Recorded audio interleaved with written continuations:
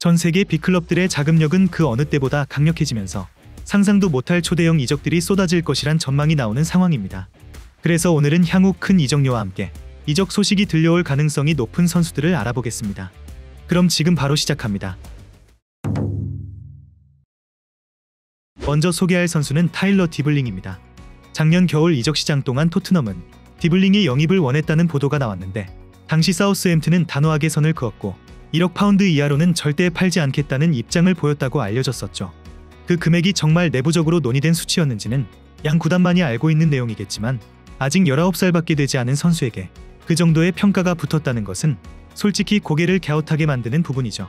물론 디블링이 전혀 가능성이 없는 선수는 아닌데 오히려 그는 사우스햄튼이 이번 시즌의 강등이라는 최악의 결과를 맞이하는 와중에도 거의 유일하게 희망적인 모습을 보여준 자원이었습니다. 특히 브라이튼전 무승부와 맨유를 상대로 보여준 퍼포먼스는 상당히 인상적인 모습을 남겼고 실제로 맨유 역시 디블링에게 관심을 보이고 있는 상황이죠. 이번 시즌 21호 강등이 확정된 사우스햄튼은 더 이상 선수 몸값을 고집할 여유가 없는 상태고 여름 이적 시장이 열리면 디블링을 향한 공식적인 제안들이 본격적으로 들어올 가능성이 높은데 클럽 입장에서는 재정적인 숨통을 틔우기 위해서라도 현실적인 가격 책정이 필요해 보이는 시점입니다. 다음으로 소개할 선수는 반젤리스 파블리디스입니다.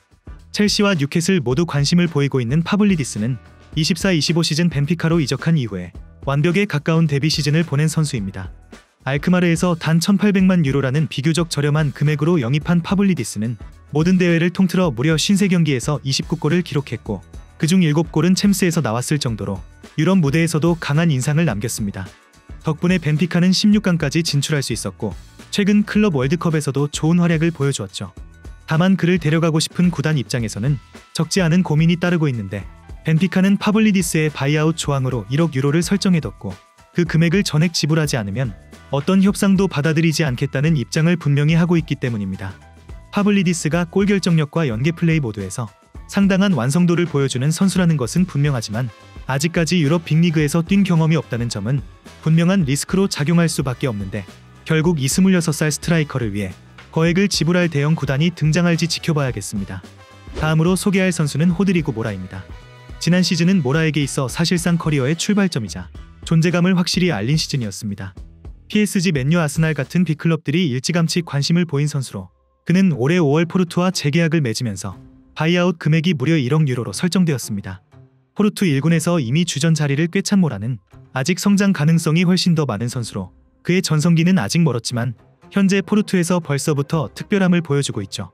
포르투 유소년 팀에서 그를 지도했던 코치는 인터뷰에서 자신이 지도했던 선수들 중에서 경기 흐름을 이토록 다르게 보는 선수는 처음이었고 항상 한 수 앞을 내다보는 감각에 기술적인 완성도까지 겸비했다고 극찬했을 정도죠.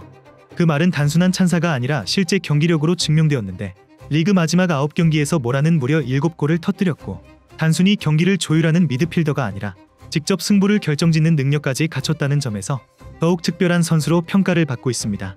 지금이야말로 유럽 빅클럽들이 움직이기에 가장 좋은 시기일지도 모르는데 이대로 성장세를 이어간다면 그의 가치는 시간이 갈수록 더욱 치솟을 가능성이 높기 때문입니다. 다음으로 소개할 선수는 브래들리 바르콜라입니다. 여러 빅클럽에서 주시하고 있는 선수 중 한 명인 바르콜라는 PSG가 그를 잡기 위해 재계약을 추진하고 있지만 공격진 내 경쟁이 더욱 심화되면서 상황은 그리 단순하지 않아 보입니다. 특히 2회와 1월에 합류한 흐비차의 포지션 중복은 바르콜라의 입지를 흔들 수 있는 요소로 작용하고 있죠. 바르콜라는 지난 시즌 PSG가 트래블을 달성하는 데 있어 핵심적인 역할을 했던 선수로 모든 대회를 통틀어 40개의 공격 포인트를 기록하며 맹활약했지만 시즌 막판으로 갈수록 엘리케 감독의 선발 명단에서 제외되는 모습이 포착되기도 했죠. 이러한 상황 속에서 약 1억 유로 규모의 제안이 들어온다면 PSG가 그의 이적을 허용할 수 있다는 전망도 나오고 있는데 이러한 제안이 실제로 등장한다고 해도 전혀 이상할 게 없는 상황입니다. 바르콜라는 단순한 측면 자원이 아니라 전방 어디에서든 제 몫을 해주는 선수로 어느 위치에 세워도 공격력에 전혀 손실이 없죠. 이러한 선수가 PSG에서 단순한 로테이션으로 머문다는 것은 어찌 보면 낭비에 가깝다고 볼 수 있는데 다음 시즌을 앞두고 그가 어떤 선택을 하게 될지 많은 빅클럽들의 시선이 그를 향하고 있는 상황입니다. 다음으로 소개할 선수는 알렉산데르 이삭입니다. 이삭의 이적 이야기를 꺼내기만 해도 최소 1억 5천만 파운드 약 2,600억 원 이상의 제안이 필요하다고 전해졌는데 그는 현재 아직 계약 기간이 3년이나 남아있고 구단의 사우디 자본 프로젝트의 중심에 있는 선수인 만큼 뉴캐슬은 그를 팔 생각이 전혀 없어 보이는 상황입니다. 그럼에도 불구하고 리버풀은 이상 영입에 도전장을 내밀 준비를 하고 있으며 아스날 역시 아르테타가 오랫동안 눈여겨보고 있죠. 당연히 금액은 상상을 초월하겠지만 이삭은 그 정도 투자가 아깝지 않을 만큼 확실한 결과를 가져다 줄 수 있는 선수로 그는 골을 보장해 줄 뿐만 아니라 빠른 발과 똑똑한 움직임으로 새로운 공격 옵션을 제공할 수 있는 자원이죠. 다음으로 소개할 선수는 호드리구입니다. 사실 호드리구만큼 저평가받아온 선수가 레알 마드리드 역사에 또 있을까 싶을 정도인데 2019년 산투스에서 합류한 이후 지금까지 그가 기록한 공격 포인트는 무려 109개이며 라리가 우승 3회와 챔스 우승 2회까지 이미 커리어만 놓고 보면 누구 못지않은 선수이지만 그럼에도 불구하고 팀 내 위상은 늘 애매했죠. 동갑내기이자 브라질 동료인 비니시우스에 비해서는 물론이고 벨링엄이나 은바페 같은 최근 합류한 스타들과 비교해도 상대적으로 주목을 받지 못한 선수로 호드리구 본인도 이러한 상황을 완전히 받아들이지는 못한 듯하고 그 때문인지 경기력에서도 점차 존재감이 희미해졌다는 평가를 받고 있죠. 안첼로티 감독 체제 막바지에선 선발에서 점점 밀려나기 시작했고 클럽 월드컵에서도 알론소 감독은 빌러나 디아스를 우선적으로 기용하고 있다 보니 최근 스페인 현지 보도에 따르면 레알은 호드리구에게 1억 유로의 가격표를 붙이고 이번 여름 이적 가능성도 열어두고 있다고 하죠. 아스날이 현재 호드리구를 이적 시장 최우선 타겟으로 삼고 있다는 소식도 들리고 있는데 아스날 입장에선 즉시 전력감으로는 최고의 선택이 될 수 있지만 다만 다른 구단들도 조용히 있지는 않을 테니 진심이라면 빠르게 움직여야 될 것으로 보입니다. 다음으로 소개할 선수는 빅토르 요케레스입니다. 이번 여름 그의 이적은 거의 기정사실로 여겨지고 있는데 요케레스는 구단이 약속했던 7천만 유로의 이적을 허용하지 않았다며 구단과 갈등을 빚은 상황이며 현재는 사실상 훈련 보이콧에 들어간 상태입니다. 스포르팅은 이제 그를 내보내기 위해선 1억 유로에 가까운 금액이 필요하다는 입장을 고수하고 있고 상황에 따라선 아예 바이아웃 조항을 발동해야만 데려올 수 있다는 전망까지 나오고 있는 상황이며 최근엔 그의 에이전트를 둘러싼 협박 논란까지 불거지면서 이적 과정이 그야말로 복잡하게 흘러가고 있는 상황입니다. 그럼에도 불구하고 아스날과 맨유는 요케레스 영입에 강한 의지를 보이고 있는데 이미 잉글랜드 무대에 대한 적응력은 검증된 선수고 이제는 B클럽에서도 통할 준비가 되어 있다는 평가를 받고 있죠. 지난 시즌 요케레스는 모든 대회를 통틀어 무려 54골을 기록하였고 챔스에서도 8경기 6골이라는 압도적인 기록을 남기며 유럽 무대에서도 확실한 존재감을 입증했죠. 최근 보도에 따르면 그는 과거 스포르팅 감독이었던 아모림과 맨유에서 제외하는 시나리오에 마음이 기운 상태고 만약 프리미어리그에서도 이 기세를 이어갈 수만 있다면 맨유가 지불할 1억 유로는 결국 비싼 가격이 아닐지도 모르죠. 다음으로 소개할 선수는 베냐민 세슈코입니다. 세슈코는 현재 아스날이 가장 선호하는 공격 보강 옵션으로 꼽히고 있는데 확실히 22살로 어린 세슈코는 제공권에 강하고 전형적인 타깃형 스트라이커 스타일을 지닌 선수이다 보니 세트피스를 전술적으로 강조하고 있는 아르테타 감독 체제에서 딱 맞는 퍼즐처럼 느껴질 수 있죠.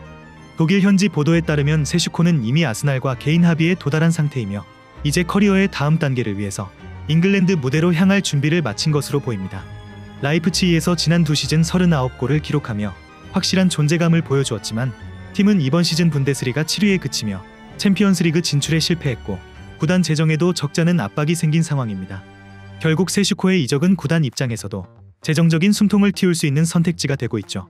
물론 세슈코는 아직 유럽 빅리그에서의 경험이 많지 않기 때문에 일정 수준의 리스크가 따르는 딜일 수 있으나 미래 가치를 감안한다면 충분히 계산된 투자라고 볼 수 있으며 리버풀과의 격차를 줄이기 위해 아스날이 필요한 것은 단순한 완성형이 아닌 성장 가능성과 전술 적합성을 동시에 갖춘 카드일지도 모르죠. 마지막으로 소개할 선수는 휴고 에키티케입니다. 최근 이 선수를 둘러싼 관심은 폭발적인데 바르셀로나, 레알, 리버풀, 맨유, 첼시, 뉴캐슬 그리고 빌라까지 유럽의 거의 모든 상위권 팀들이 주시하고 있는 상황입니다. 지난 여름 PSG가 단 1,700만 유로에 그를 내보냈다는 사실이 믿기지 않을 정도로 현재 에키티케의 몸값은 6배 이상으로 치솟았는데 프랑크푸르트는 그의 이적료로 1억 유로를 요구하고 있고 그 입장을 바꿀 생각이 전혀 없다고 하죠. 그도 그럴 것이 그는 지난 시즌 모든 대회를 통틀어 34개의 공격 포인트를 올렸고 특히 1월에 마르무시가 맨시티로 떠난 뒤부터는 완전히 팀의 에이스로 자리를 잡았던 선수이기 때문이죠. 시즌 종료 시점에는 유럽 5대 리그 전체에서 상대 박스 안에서 가장 많은 터치를 기록했고 드리블로 박스 안에 진입한 횟수도 최다를 기록하며 단순한 골잡이가 아니라 박스 안에서 경기를 지배하는 선수로 자리매김하였죠.